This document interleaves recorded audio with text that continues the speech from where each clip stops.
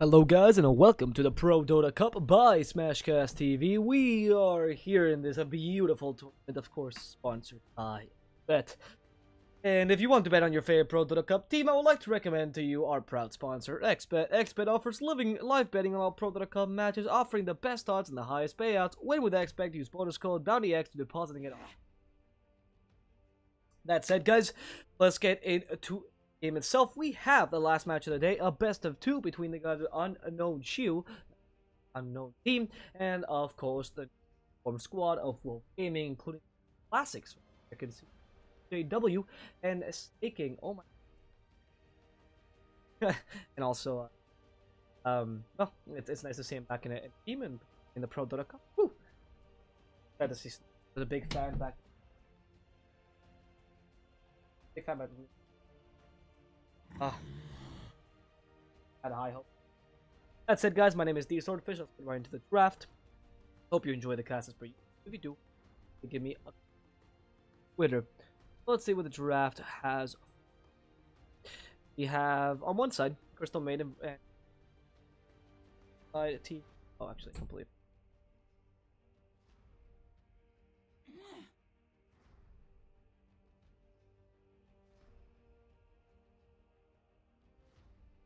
Cool. So that worked out. So Unknown and Wolf here. Up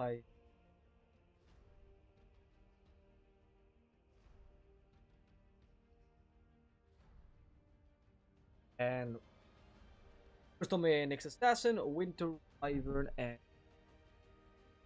so Crystal Maiden, Nyx Assassin has seen line up with one reliable stun and Root in this case, and not so reliable but much stronger stun. A bit of team fight in both your supports, assuming Assassin's not going to play off lane. In addition to on a lane sustain, Assassin can easily gank on lanes. Doesn't really suffer too much from. He's not particularly get too many kills, as he can go for a kind of a lane dominating build with one early level of mana burn, meaning that the carry's gonna have an easy time. And Crystal Maiden almost always gonna be able to jungle. Similarly, you have the aura to help early game. He does have mana prop available. Wolf, interestingly enough, go for a bit at the start. Winter Wyvern as first pick. It only matters to show off the Immortal, because Winter Wyvern usually counter pick a bunch of heroes, you know, not necessarily first pick. Really a lot of damage. In fact, I know opposite offlane position has been high match killer, especially with possible 5% Asian build and the Kunkka to boot, and the second support position, also offering a lot of magical damage. Ocean beyond which the Winter Wyvern's against Golden Brace. So Wolf a bit against the ropes. They do have a nice amount of lane presence with the Winter Wyvern. It's able to out-harass most here. Team also offers a good mix of both physical damage and aim. Targets. Spirit Breaker picked up, and now it was picked up as well as the second pick with Underlord. If it really hard to beat. Clever and a good amount of lane presence. Wolf can carry that can stay in lane for longer. Not a life stealer, so okay, full on lane presence. The life stealer with Spirit Breaker has an easy vehicle, so you already have that set up. You don't need hero, though pockets team, and you already have 3 strength heroes, so it's only normal that Unknown. Timbersaw. Timbersaw is going to be really strong here. Lack of stuns that will running or storm with aren't of melee range. Yes, Spirit Breaker taking that global range, but it has to go next to Timbersaw to actually stun him. So in the middle of a team fight, he's not going to have these times. And another strike is again not the best option. Stop a Timbersaw, like high cast point by the time you use. The Wolf, for example, going for fuck.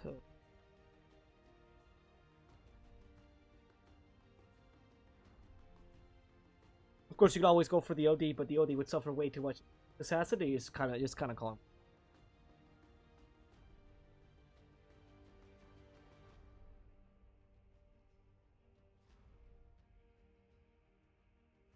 That's it.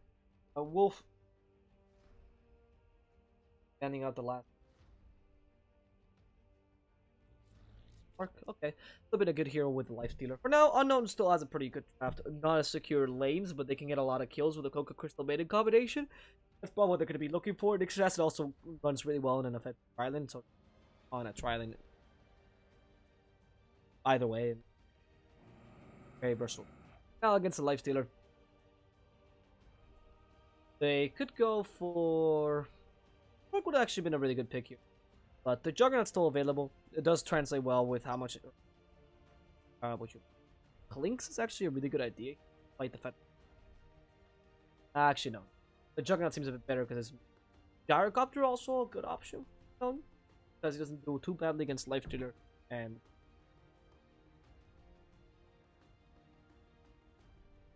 also it's a hard time.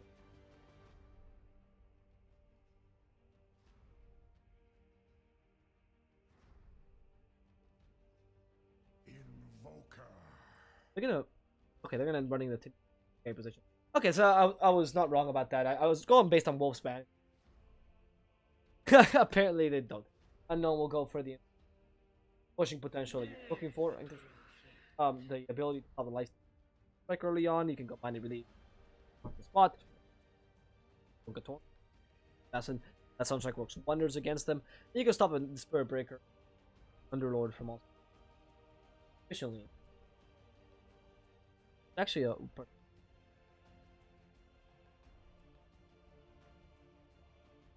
pick up here. There's no counters to the enemy team, goes really well, so they're just line up enough. Rally, we're looking powers, utilizing the Timber Saw. Wolf decided to go for the Death Prophet to the lane because they are really just snowballing from the early.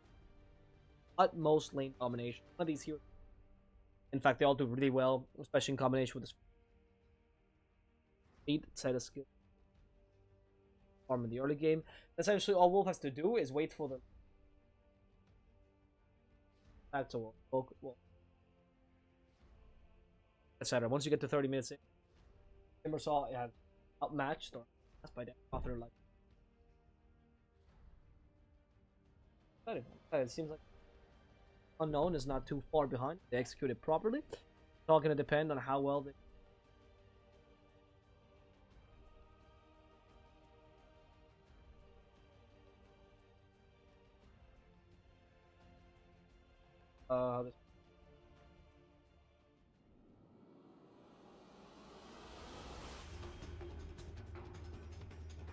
Coming. Yeah, I never really show it because property man. Ah, terrible comp.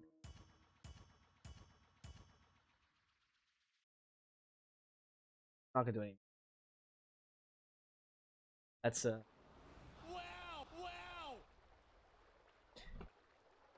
Almost looked. That's it. Gonna go. I don't know. Well, actually, looking about.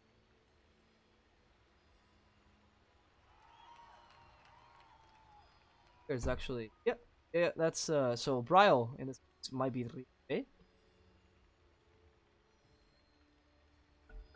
Seems to be the player also. Him.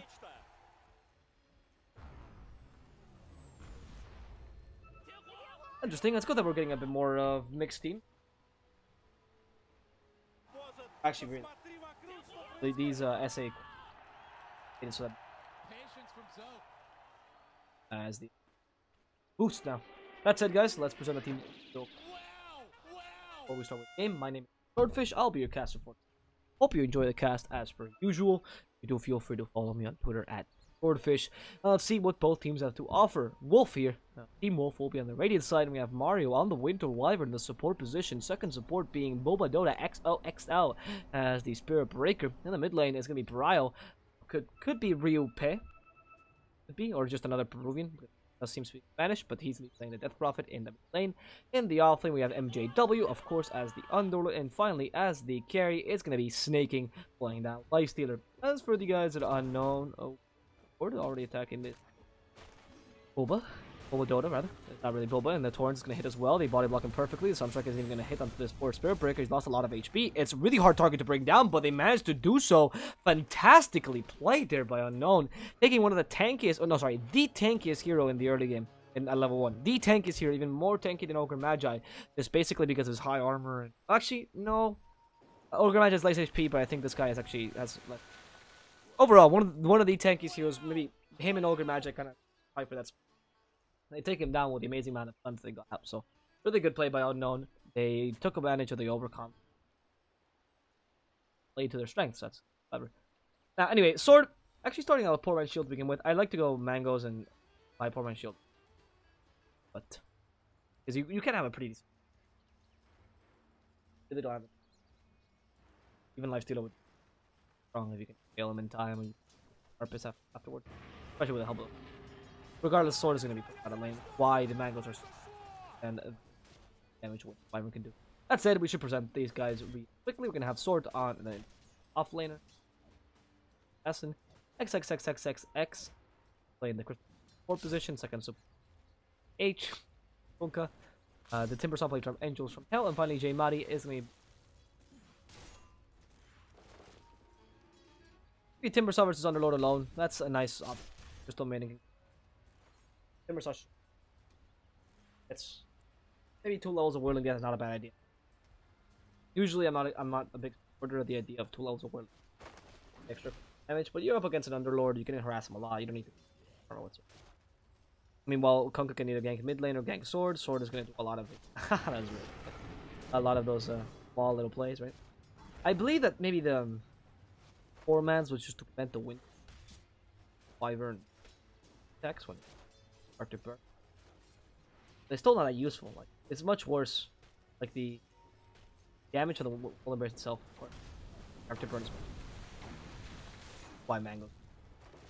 4-man shield. Oh wow, under by the pure. Only level 1 Whirling Death. Holy wow. That with a stat reduction really did a number on them.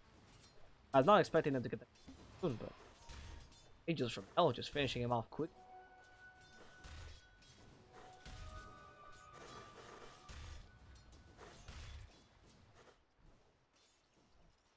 Mid lane. The Brile versus J Marty. That the Death Prophet is pretty even. In fact, oh, help for find up. I'm gonna try to make this uneven. Death Prophet's not been playing too aggressively. Or a torrent. There it is. The Alacrity also damage with the Sunstrike, not even used. No need for it because the Frostbite will stop her, and the Sunstrike to find Disintegrator. Wow, wow, wow! As the Spearbreaker tried to charge in, but they did not come in time. In the end, Unknown get another kill into the Death Prophet and start with a really, really good getting to the lineup. In fact, that's what I was saying earlier. The lanes are stronger, certainly for the guys at Team Wolf, but if you get kills for Unknown, you can really destabilize these lanes, and you do have much more killing potential. I'm gonna go into J Mari anyway. They do have the Charge of Darkness plus another strike, so plus the Greater Bash, so you can stun him easily, and that's 70% chance. Really hitting J Mari 3 in a row. Can they get a 4th one? No need for it. And with that ProDota XOXO helps to get that kill in the mid lane. Really unfortunate. Actually, now that's cannot believe that pseudo random chance, meaning that it decreases the odds every single time you get the bash, so it should go really low. I think it goes down to 6. Not entirely sure. It averages out more. You can calculate it, but it should go down to around 6% once you bash him. So that's a double 6%. And it does trigger the Greater Bash technically when you pass through them over the Charge of Darkness. It makes it so that every single bash after that is also a, but it counts as if you triggered it with a Greater. But anyway, if you guys charge onto someone, you wonder why you're not getting any bashes immediately after. That's why. That goes. That's why it's not good to attack creeps beforehand and then charge someone like A for the RNG chance. I do believe it's right. A bit less, 5%. Oh, that's it. And top. Hell, one out. Goddess from Northern mythology. It's not the. Not hell. Not a bad word. It's the goddess from Northern mythology, the keeper of the underworld. So, or angels, I suppose. Esports gaming is gonna be stuck here. Sorry, Mario's gonna be stuck here and destroyed by the damage that guys of Unknown can put out. After all, the Winter Wyvern, once she finished Arctic Burn, realized that it's actually not that strong of a hero, and Lord lost the Spike Carpus early on. There's no way he can survive this. They're gonna fall down to again. ProDota's not being really lucky though with hits and sword. Actually, joking in the trees, ProDota's gonna stop him and sword almost deep. seemed like he TP'd there. I kind of want to say, because he did lose a bit of gold, so I think he bought a TP and messed it up. And oh, Sword! Oh, Sword with those jukes! Oh, laughs at Death's face, even messes up the TP. And is able to make it out of here alive. With the Charge of Darkness to finish him off, the Spike Carpus would have stopped that. So it's a really bad idea. In the middle lane, with a Chaos Meteor plus a Frostbite, you can't survive a Death Prophet, including the Gold Snap damage to boot. And with that, the poor Mrs. Corpse. That's a movie. I don't know if that's all it in. Mrs. Corpse and Burn Blue. Burn. Pretty good. Okay. MJW here top lane. Stab with a Frostbite. Up. Willing Death taking out all of his stats. The Torch to stop him. There's no way MJW can. I keep saying this often, but this time I'm sure of it. That was just an impressive juke by Sword. Here. Not that there was no way to juke either. And it's Ice versus Ice. Ice Princess versus Ice Dragon. What wins? The Princess, clearly. This is not like Shrek, man. She has a lot more skills than you do. And with a Frostbite is able to just run away as the Winter Wyvern has no stop those teeth happening. Domination continues for. I keep calling them Unknown.xiu. I think now they're. I don't really know where they shoot. Never really. Heart Gardeners onto Invoker. You can stop with the Cold Snapper or Tornado. Charge. Oh, actually, really good angle on the charge. Use the Cold Snap a bit too early. Invoker might go down, but the Torrent hits both of them. And even with a bash, his Invoker is going to be able to survive. Ghostwalk himself away, but he's way too slow to stop the Crypt Storm from killing him off. In the end, Bryle gets that kill, and he might get a second one to HH. The Kunkka trying to run away from her. The Winter Wyvern to give vision, and HH is not able to survive this. Another kill. The Torrent also missed, an XXXXX. Is now being slowed down to oblivion and destroyed by this Death Prophet. Crypt Swarm to finish him off, and Bryle able to just walk this damage off, even getting a bounty rune on the way, saying why not? Extra gold. The TP, can they stop her in time? The X is only level 1, the Torrent's actually level 2. They might hit her with the X regardless. There it is, finally, Torrent, and Bryle's gonna die. Sunstrike to get the kill. That's gonna be a bit more gold for J-Body, which did after all his lane not go as well as what he expected. Because he's fighting against Prophet. Regardless, he's a bit unhappy about this. Has to get farm up. What I really like though is that Snaking is not farming the same as much of the Timbersaw is dominating this lane, but you're not really sacrificing many support. Back with the Torrent, Snaking on it. They kill him. The Sunstrike will it hit? No, he uses the Infest last second. Can't use the Spike Carpus in time. He still has the Magic Stick. They have complete vision of him. He doesn't know this because the charge is just coming. Sword is like, oh no, I messed up. He can't use the Magic Stick in time. In the end, this is going to be the counter kill as Snaking now fights against the Kunkka. Uses the Rage last second to prevent that Torrent. He actually had the Magic Stick the whole time but wasn't using it with another. Oh, okay. With a greater bash to put him in a difficult position, but HH just recovers from it. He's in the best to finish him off. The Ruto onto this poor Spirit Breaker is going to be brought down thanks to the Chakram. And in the end, the guys from Unknown only get one counter kill. Great counter initiation there. Spirit Breaker and the Snaking. This shows why you would want to play the Spirit Breaker. It's been forced to rotate by the Timbersaw, which is not particularly great. But at least the Timbersaw can. It's not particularly too bad either because the Timbersaw can just stay in lane now, as he's planning on doing. He got enough farm in that top lane. Got Arcane Boots, got the soul timing. Could have been a last hit. Now he can start harassing like either. Crystal Maiden though does go down. Sunstrike gonna hit Bryle with a cold snap. Impossible to survive this, and Bryle will go down. Oh no! He survives the Magic Stick. In fact, they don't actually do the last hit because J-Mod shoved targets last second. He was being way too greedy, and that greed punished him as the Magic Stick saves the Death Prophet. I cannot believe I just watched that happen. What? Okay, that just happened.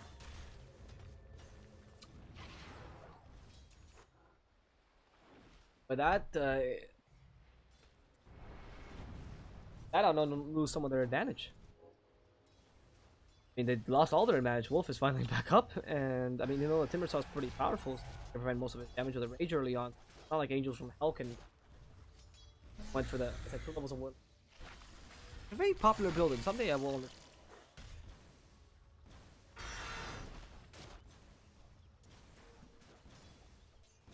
Someday I will understand that build for Willing Death.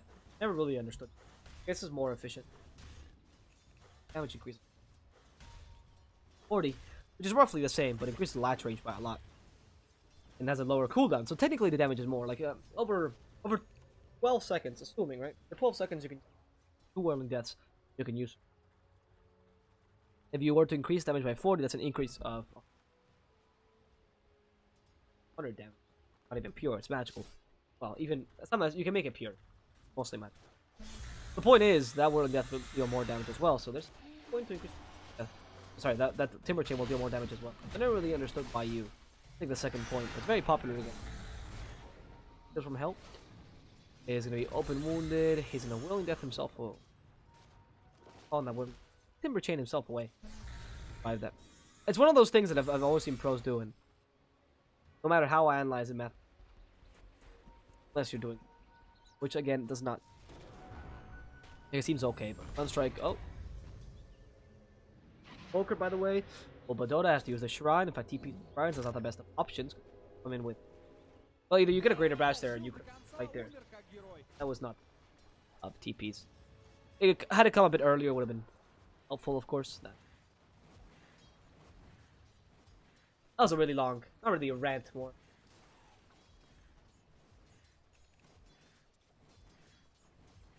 About, sorry, about little Whirling Death. No, he's been. And can he survive this? He's gonna try to TP in time. They're not gonna have enough damage. In fact, the Ghost Ship.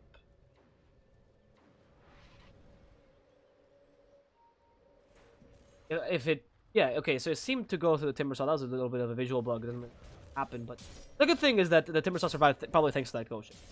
Captain Coco's Rum really helped. And now they can even defend this tower. Going on the Brile first. Sword coming in. Harpus.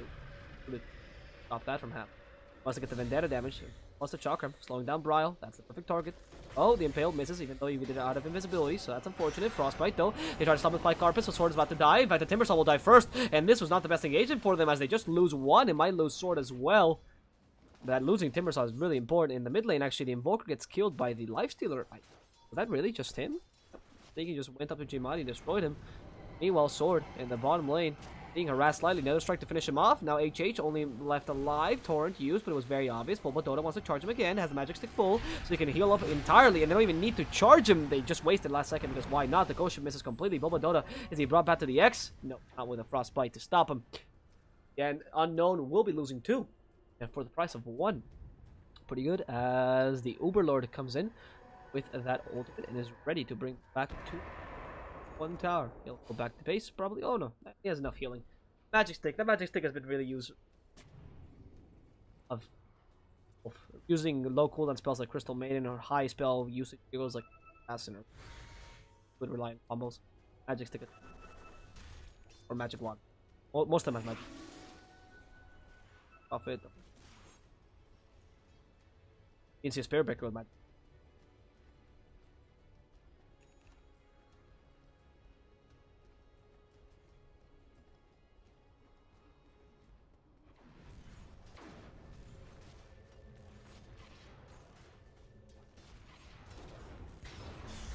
Damage, I guess. Nah, they have enough damage for the. They have enough damage to kill a Lifestealer anyway, so that's gonna be a dead Lifestealer. And with that, Frostbite rooted in the Winter Wyvern. He's top down. Angels from Hell could come in with a Chakram, breaking into the tree, so they can actually go onto it. But he doesn't really kind of miss that. Whatever. Xbox spawn would have killed him anyway. Even use the Torrent there. They could stop a TP. So in the end, they do get a bit of an advantage there. Unknown.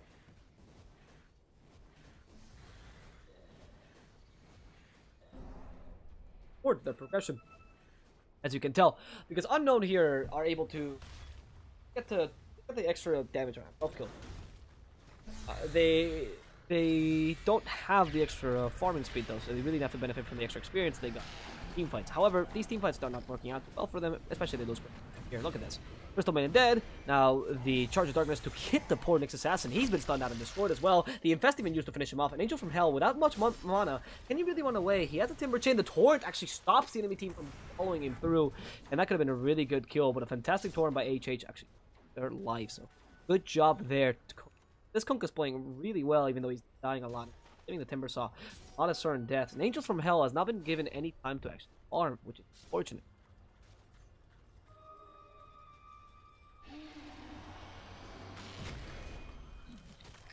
Timbersaw has open wounded. Now rooted up. He's probably going to go down. Angels from Hell has no way of escaping this. And they're going to find Sword next, probably.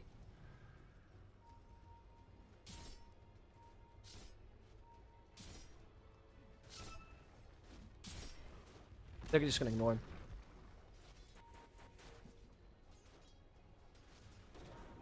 Fail. Still Prophet, so like with a go dip as well. The poor Death Prophet is gonna go down. Not with a Yule Scepter. With the last second Yule Scepter saves herself with a Ghost Ship. The Uberlord takes her away, and now it's just the Lifestealer plus the Winter Wyvern. Lifestealer can kill the Crystal Maiden easily. Open Wound's already used. Rage as well, so you can't frostbite it. And XXXXX will get those eyes above her head, where there's 2 X's, meaning that she's dead. Meanwhile, Mario gets the Winter's Curse, sorry, on the Kunkka, and tries to survive using an Arctic Burn. Fly away, little dragon, fly away. They can't actually stop her. The Torrent's not available to give any vision, and Angels from Hell can't Timber Chain in time. In the end, it seems like the guys from Team Wolf will survive this engagement after getting a couple of really good kills, especially one on the Invoker in the bottom lane, which we didn't see again because it was just a solo kill against the Invoker, not letting him farm at any point in peace. The X marks the spot, stops the Charge of Darkness. That was fantastic, but it still is Team Wolf getting the upper hand in this engagement completely.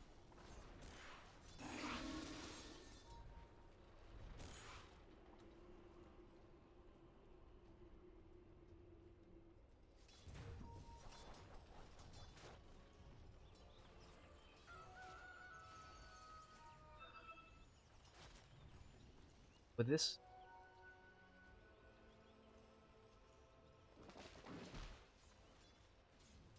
Wolf able to start pushing up towers now, start taking those structures. After all, they really stuck down the Timber Saw's damage, so now they can start going as and putting pressure themselves as opposed to just trying to farm up, which is what they've been doing just on the Invoker. That's been a really clever way of fighting, but sword.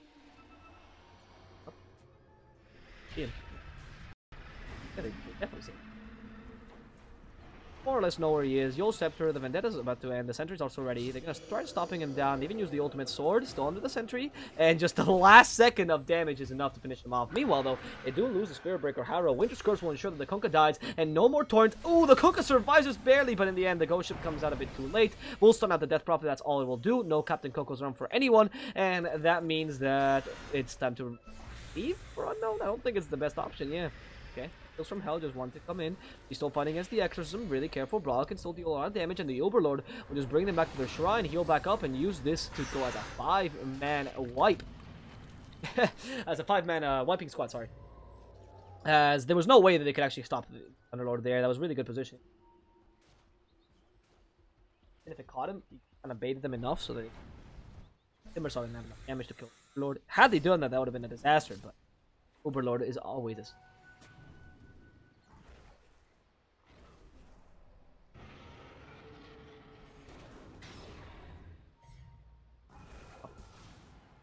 spike carpet.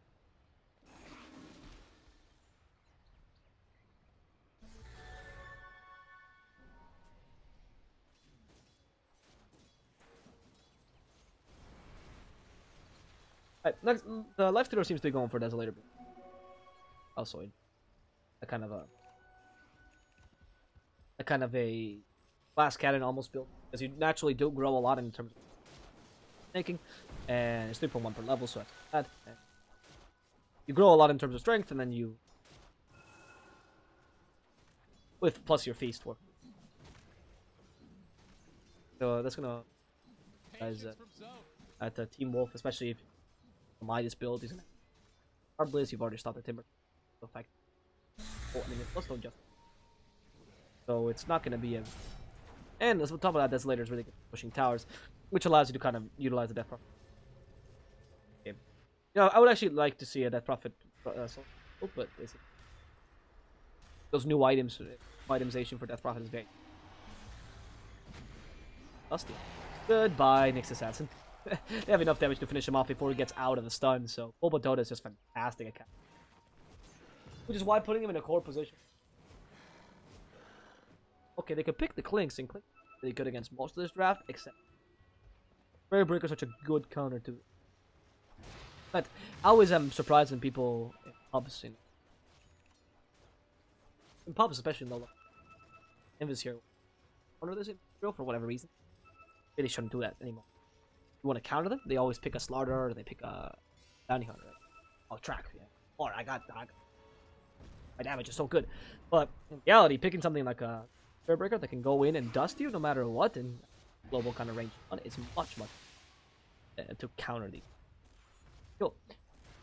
Link's Core, for example. Deadly. Especially because the only one hero that goes invisible. Okay. Battle Blade. has a way to really stop the coming in. The Impale can work, but the Impale takes a bit too long, especially if it comes from the right angle. And the way to stop him is really Ricky. That's that. And again, the Boomerang, but only if you have the right angle. Also, those issues, the Spirit Breaker just charges weight. Especially if you max charge first, which you... Well, it really depends. Taking a root. Can't root, that was a really decent zone up hit him. Could actually catch out the Winter Wyvern, but with the Force Staff, beautiful, saving her from the Sunstrike as well. Nyx Assassin Silence and destroyed. He actually got caught by the Pit of Malice last second, and Angels from Hell TP's in a bit too close to them. Snaking wants to just destroy him. He's devouring his health as the Brile continues to push his tower down. They get a tier 3, so it's time to just back out with a Pit of Malice to ensure that they can just walk away. This Pit of Malice just going up 2 is fantastic. If you saw the Nyx Assassin got punished for trying to be aggressive when the Pit of Malice up, and you just can't do that because when you're trying to siege high ground, the Pit of Malice can pretty much cover this whole area, and there's no way you can prevent that route from happening. Especially when you have heroes like Timbersaw or like Nyx with high mobility and high, spells per se, like the Spike Corpus, even the Kunkka to some degree because odd connection. But these heroes they're melee, so to really hit you, they have to come close to you, and that's the issue.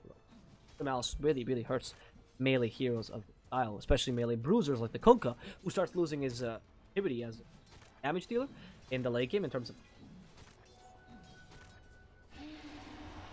who starts losing his effectivity as a damage dealer as the game goes on, especially not in magical damage.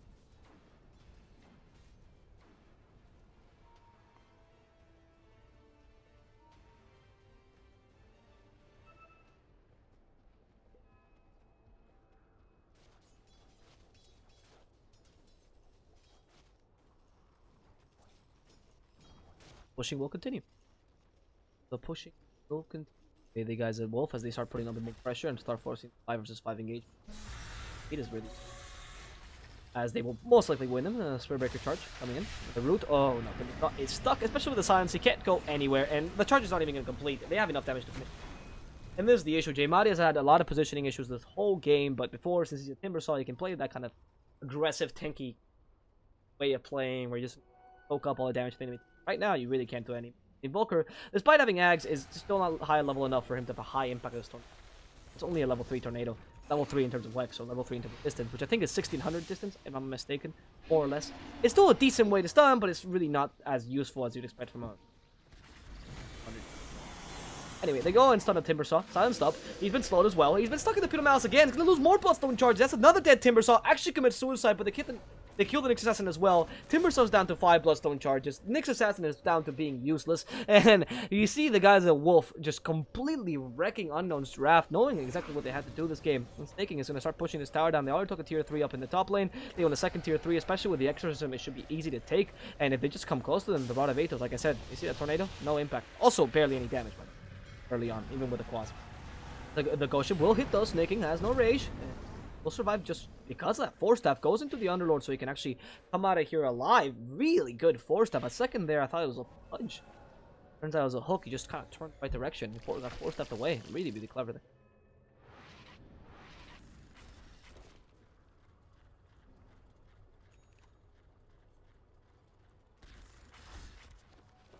With this, it seemed like Team Wolf would just...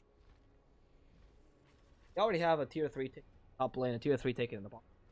They've taken down one of the shrines. No, two of the shrines, right? No, okay, one. So they've taken out the unimportant shrine for down. This shrine is the hyper extra unimportant. The jungle. It's a bit ridiculous how good this shrine. This shrine is more of a control of the bottom lane, which has already been taken away. They have no tier 1, which is not really important anyway, and you don't have a tier 2. Shrine is essentially makes it so that this whole area right here is just formable, so you don't have that safe. And of course, now you can just ward this area instead, and you can go for kills around this area without the security of knowing that he's only right, because you've already taken all their outer towers as well. And this shrine should fall down quickly. And if you take down this shrine, then the enemy team really can't save. And they're actually forced to use defensive wards here because they know that defensive wards in their own jungle will get dewarded, and you even have a really weak ward here just as patience, which just shows the desperation. You really can't do much more than this, right? But it's just Wolf playing to their strengths. And okay, I just saw the Life Stealer as Ancient Granite Golem. Cool. Walking about. What up, guys? It's time to go to the gym, and I'm back! XXX is going to be destroyed in 3 hits. That's okay, they say. Angels from Hell. He could have died as well there, but luckily enough, he got a Timber Chain to survive. Snaking, though, got a really quick kill using that Yasha. Going for Sanjay and Yasha. And now they can take the Shrine. That kill allows him to take... And this is probably the Shrine that ensures the Roshan as well. Because they can't really TP to that. The Forge Spirit's actually just lost its duration, but the enemy team doesn't know this. Team Wolf is be lucky about that. With this, they can take the Roshan. I mean, you have so many things. The Firestorm is fantastic against Roshan. The Lifestealer itself is... How much damage? Oh my god.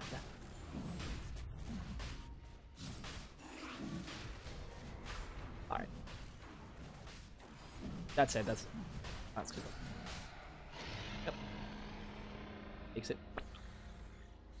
A ready Lifestealer, which can actually just go in with a Spirit Breaker time. Spirit Breaker has actually been farming himself. Trying to get the shot. Going for BKB next. I would like a Lotus Orb as well, but you're not really rushing. Lotus Orb is more. There you go for BKB. Gator, like, especially because they won't be able to.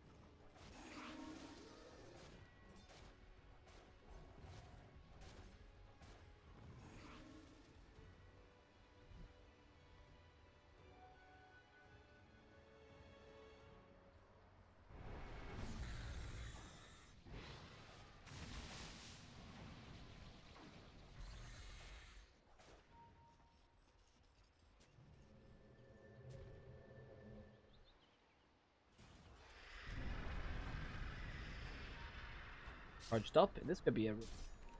no. Is it? I think J-Madi is not... has learned from his mistakes and is not just letting himself die all the time in a difficult position because they really punished that.